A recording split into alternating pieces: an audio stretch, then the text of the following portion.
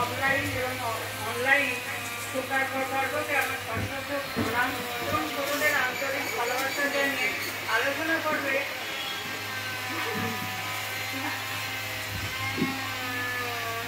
ফিরে আসছে। আর যাকে নিয়ে এত আধ্যাত্মিক আলোচনা, সেই ভগবান বাসুদেবকে প্রণাম এবং ভগবানকে বাসুদেবের নমঃ। পূর্বে সাপ্তাহিক পাঠচক্রে কৃষ্ণের দুটি শিক্ষণীয় উপদেশ আলোচনা করা হয়েছিল। আজকে আমি ওই তিনটি উপদেশ বিস্তারিতভাবে আলোচনা করব। পরে প্রহার, আগে প্রার্থনা। সামর্থ্য থাকতেও ধৈর্য কিভাবে ধরবে এটা শিখিয়েছিলেন ভগবান শ্রীকৃষ্ণ মহাভারতে। শিশুপাল ছিলেন শ্রীকৃষ্ণের পিসির ছেলে। তার জন্মের পর তার মা জানতে পারলেন ছেলের মৃত্যু কৃষ্ণের হাতে হবে। তাই তিনি তার সমস্ত অপরাধ ক্ষমা করে দেওয়ার জন্য ভগবান শ্রীকৃষ্ণকে অনুরোধ করেছিলেন। পিসির অনুরোধ রাখতে তিনি 100টি অপরাধ ক্ষমা করবেন বলেছিলেন। শিশুপাল বড় হয়ে রুক্মিণীকে ভালোবাসলেন, কিন্তু রুক্মিণী ভালোবাসলেন শ্রীকৃষ্ণকে। এর ফলে শিশুপাল কৃষ্ণকে নিজের শত্রু মনে করতে লাগলো। মনে মনে তিনি শ্রীকৃষ্ণকে হত্যা করার বা অপমান করার কথা ভাবতেন। তাই যুধিষ্ঠিরের রাজকীয় যজ্ঞ চলাকালীন তিনি ভগবান শ্রীকৃষ্ণকে অপমান করে যেতেই থাকেন, যা নয় তাই বলে যেতে থাকেন। কখনো রাধারানীকে নিয়ে, কখনো দ্রৌপদীকে নিয়ে, কখনো বা গোয়ালার ছেলে বলে অমর্যাদা করেন। বলরাম তখন শিশুপালকে যোগ্য শাস্তি দেওয়ার জন্য বারবার উদ্ধত হতে থাকে, কিন্তু শ্রীকৃষ্ণ তখন মুচকি হেসে ধৈর্য রাখতে বললেন, কারণ তিনি পিসিকে কথা দিয়েছিলেন। তার শিশুপাল যখন 100টা পাপের গণ্ডি পার করে ফেলল, তখন কিন্তু ভগবান তার ধৈর্য রাখলেন না, আর তারপর তার সুদর্শন চক্র দিয়ে তাকে বধ করলেন। ভগবান এখানে আমাদের শেখালেন ধৈর্য কিভাবে রাখতে হয়, আর কথা দিলে কিভাবে তার পূরণ করতে হয়। আরও একটা তিনি শেখালেন যে ক্ষমা বা করুণা ততক্ষণই করতে হয় যতক্ষণ না সেটা মান মর্যাদা গণ্ডি অতিক্রম না করে। আর যদি অতিক্রম করে যায় তাহলে তাকে যোগ্য শাস্তি দেওয়াই উচিত। ভগবান কখনোই চাননি যে যুদ্ধ হোক। তিনি একবার নয় বহুবার দুর্যোধনের কাছে গেছিলেন শান্তিদূত হয়ে। একবার তিনি শান্তিদূত হয়ে গিয়ে বলেছিলেন পাণ্ডবেরা কিছুই চায় না, শুধু 5টি গ্রাম দিলেই হবে। কিন্তু অহংকারী দুর্যোধন তাকে এই বলে ফিরিয়ে দিলেন, বিনা যুদ্ধে নাহি দিব সূচাগ্র মেদিনী। অর্থাৎ একটি সূচের আগায় যতটা পরিমাণ মাটি ধরে সেই পরিমাণ মাটিও বিনা যুদ্ধে তিনি পাণ্ডবদের দেবেন না। উপরন্তু তিনি শান্তিদূত ভগবান শ্রীকৃষ্ণকে বন্দী করার আদেশ দিলেন। ভগবান দেখলেন দুর্যোধন সমস্ত মান মর্যাদার গণ্ডি অতিক্রম করে গেছে। তাই তিনি এমন রুদ্র রূপ দেখালেন যে সবাই উপস্থিত প্রত্যেকের চোখ সেই রূপে ঝলসে গেল। হরি এমন অহংকার দিল, নিজের রূপ প্রকাশিল, সমস্ত জগৎ টগবগি করে উঠল। ভগবান প্রধান্বিত হয়ে বলল, কত কত দড়ি আন্তরে আয় দুর্যোধন বাঁশ ধরে, এক যে আকাশ লয় হয় আমাতে, বাতাস লয় হয় আমাতে, সংসার সকল আমাতে লয়, সংসার সকল আমাতে ক্ষয়, অমৃত আমি গরলও আমি, তাকিয়ে দেখ বিশ্ব ব্রহ্মাণ্ড আমাতে, এই চরাচর জগৎ আমাতে, শতকোটি সূর্য শতকোটি চন্দ্র সব কিছুই আমাতে বিরাজিত, শতকোটি ব্রহ্মা বিষ্ণু মহেশ আমাতেই সমাহিত, ভূলোক পাতাল লোক স্বর্গলোক সব আমাতে, কাল অকাল মহাকাল সব কিছুই আমাতে, আমার থেকে জন্ম হয় সবার, মৃত্যুর পর আমার কাছে ফিরে আসে আবার। হে দুর্যোধন, শোন তবে আমি বলি তোকে, আর কোনো ক্ষমা নয়, এরপর যুদ্ধের ময়দানে দেখা হবে।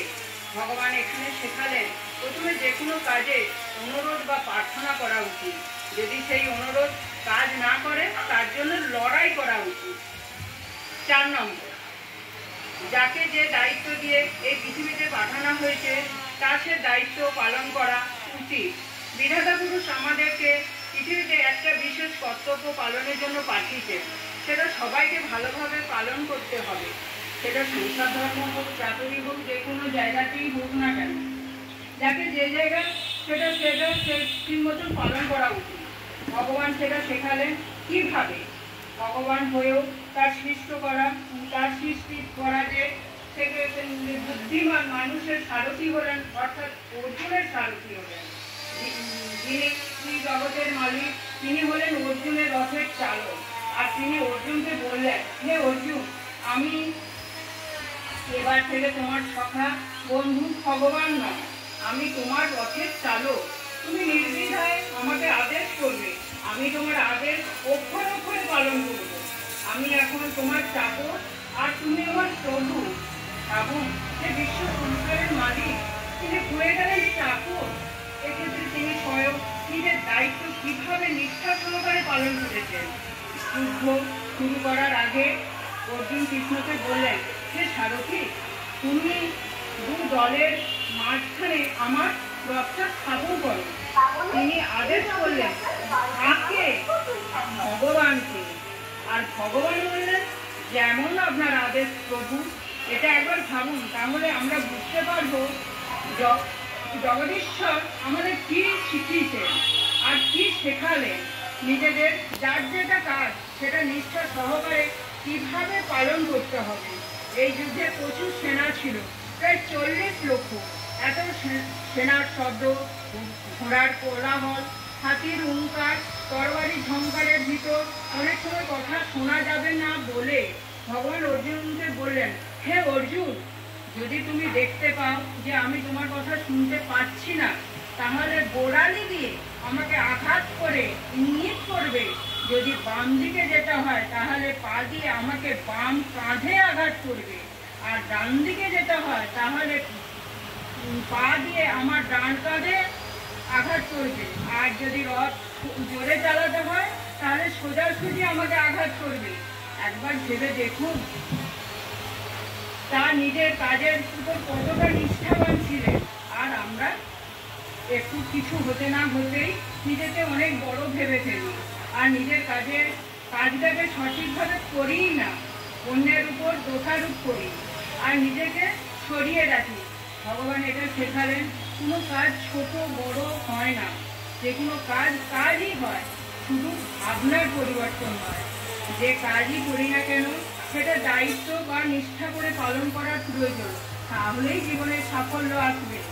আর পঞ্চম, এখানে বলেছেন তিনি, পরিমাণে অনেক প্রয়োজন নাই, গুণগত মান ভালো কিনা সেটা দেখার প্রয়োজন। এটাও মহাভারত থেকে শিক্ষার প্রয়োজন আছে। যুদ্ধ এখন শুরু হয়নি, দুপক্ষে যার যেমন মিত্র আছে তাদের কাছ থেকে সাহায্য চাইছে, যার যেমন পক্ষ হবে সেভাবে যুদ্ধ করবে, তারা যুদ্ধ করে। তেমনি ভগবান শ্রীকৃষ্ণের কাছে দুর্যোধন এবং অর্জুন গেলেন সাহায্য চাইতে, কারণ দুজনেরই কৃষ্ণ সম্পর্কে আত্মীয় হন। দুর্যোধন আগে গেছিলেন, গিয়ে দেখলেন ভগবান ঘুমিয়ে আছেন, তাই দেখে দুর্যোধন মাথার কাছে বসলেন। একটু পরে অর্জুন সেখানে উপস্থিত হলেন। তিনি গিয়ে দেখলেন তার বড় ভাই দুর্যোধন আগে থেকেই সেখানে এসে বসে আছেন। তাই অর্জুন না বসে ভগবানের পায়ের কাছে দাঁড়িয়ে থাকলেন। ভগবানের ঘুম থেকে ওঠার অপেক্ষায়। ভগবান তো অন্তর্যামী, তিনি তো সবই জানেন। তাই তিনি এবার জাগলেন এবং উঠে বসলেন। আর প্রথমেই অর্জুনকে দেখে বললেন, পার্থ, তুমি কখন এলে? তখন দুর্যোধন বললেন, হে বাসুদেব, আমি আগে এসেছি।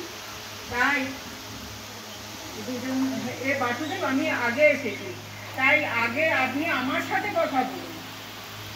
ভগবান তখন বললেন, কিন্তু আমি অর্জুনকে তো আগে দেখেছি, তাহলে আমাকে তো আগে অর্জুনের সাথেই কথা বলতে হবে। অর্জুন বললেন, না মাধব, আগে দাদা এসেছেন, আপনি দাদার সাথে আগে কথা বলুন। কৃষ্ণ তখন বললেন, বেশ, তাই হোক। এই কথা শুনে অহংকারী দুর্যোধন বললেন, না না, আগে অর্জুনই বলুন। কিন্তু মনে মনে দুর্যোধন ভয় করতে লাগলেন। তিনি ভাবতে লাগলেন, বলে ভুল করলাম না তো, যদি অর্জুন নারায়ণী সেনা চেয়ে বসে। ভগবান তখন অর্জুনকে জিজ্ঞাসা করলেন, বলো অর্জুন, তুমি কি কারণে এসেছো? অর্জুন বললেন, হে মাধব, এই যুদ্ধে আমাকে সাহায্য করুন। ভগবান জিজ্ঞাসা করলেন, কি চাও তুমি? তুমি কি আমার কাছে নারায়ণী সেনা চাও নাকি আমাকে চাও? আমি কিন্তু এই যুদ্ধে কোনোরকম অস্ত্র ধরবো না। তাই খুব ভেবে চিনতে বললেন,